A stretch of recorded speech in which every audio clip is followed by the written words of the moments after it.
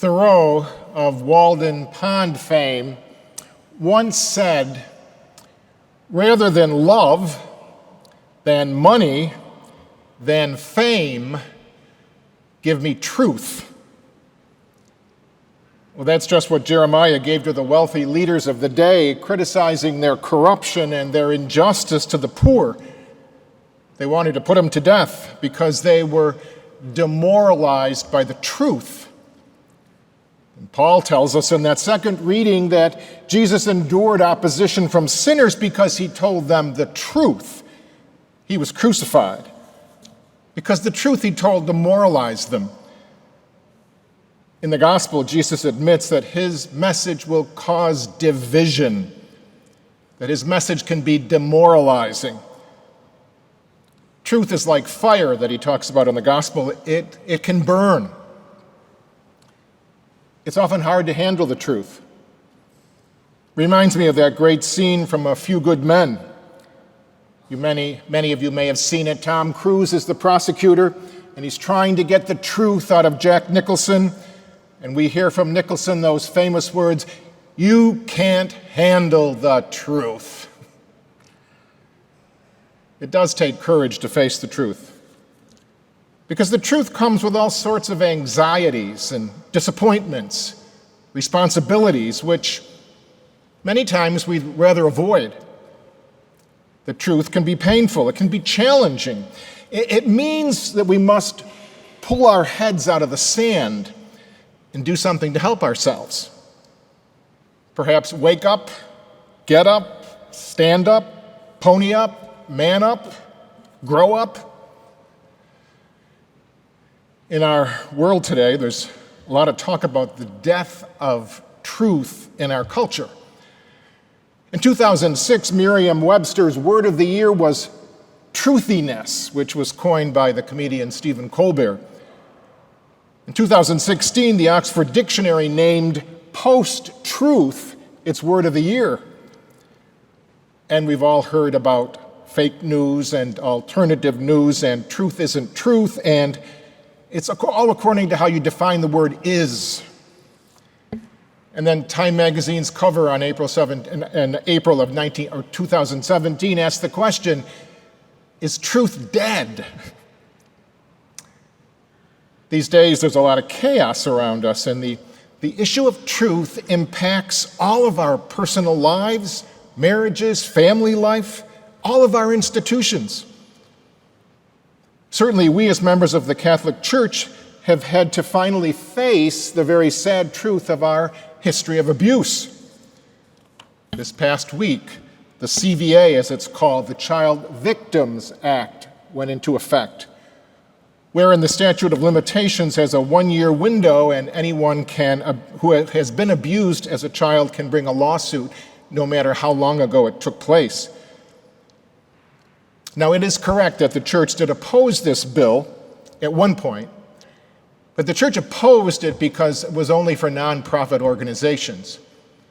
And as soon as all public organizations and institutions were incorporated into the bill, then the church pulled back its opposition. This is going to be painful for all kinds of institutions and organizations. But the truth is cleansing. Hopefully, real healing can take place for so many who were so hurt. And it's very important for the Catholic community to admit the horrendous mistakes of our church leadership. But be that as it may, it's also important to stress that since 2001, the church has put in many safeguards to prevent future abuse. Now, it's been by no means perfect.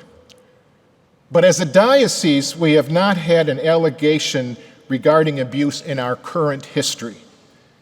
The majority of the cases go back 30 and 40 years ago.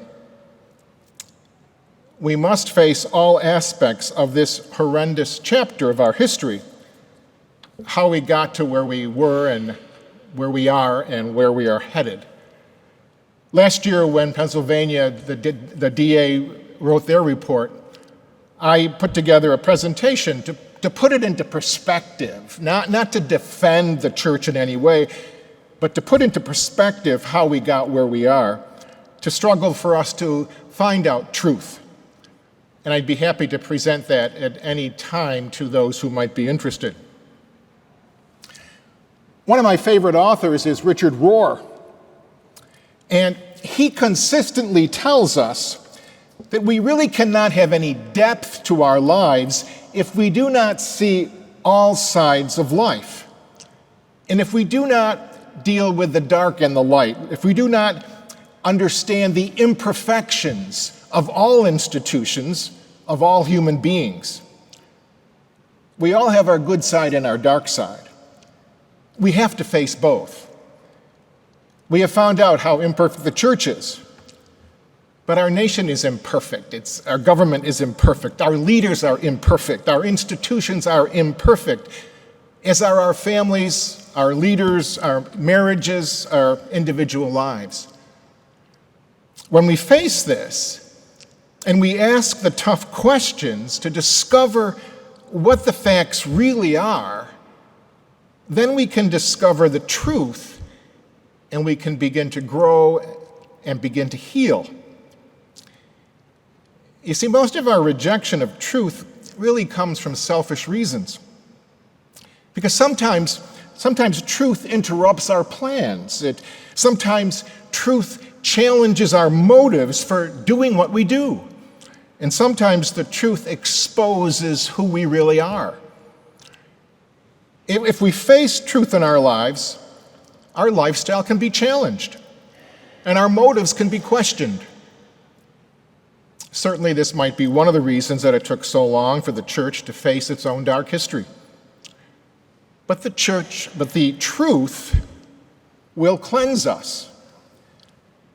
So to heal our world, our nation, our church, our government, our family life, marriages, our individual lives, one really important thing for all of us to strive for these days is to become critical thinkers, to ask the tough questions, to do the research. Whenever we're told something is true, we're called to be critical. That's okay, of all of our leaders. We cannot just allow Madison Avenue or anyone in the media today who has a bully pulpit to tell us what truth is. Going back to Richard Rohr, he tells us that as a people, we Americans are really nice people. We're not malicious. But then he says we're superficial. He writes often about the dumbing down of America, that our news media and our TV sitcoms are geared to the 14-year-old mind. He tells us that we take things at face value and we're not critical thinkers or reflective people. Well, these days, our world, our nation, our church, our institutions are in way too much disarray for us to continue to allow the dumbing down of America. We have to be reflective. We have to be critical thinkers, not afraid to face the truth, and not create a truth that fits our own selfish agenda. And that's something we all have to look at in our own lives. Not create a truth that fits our own selfish agenda. And that's not easy. They tried to kill Jeremiah. They succeeded in killing Jesus. But truth is hard to handle. I go back to that scene from A Few Good Men. Ask the question, how about us? How about in my personal life? How about my Catholicism? How about my being an American? Can I handle the truth?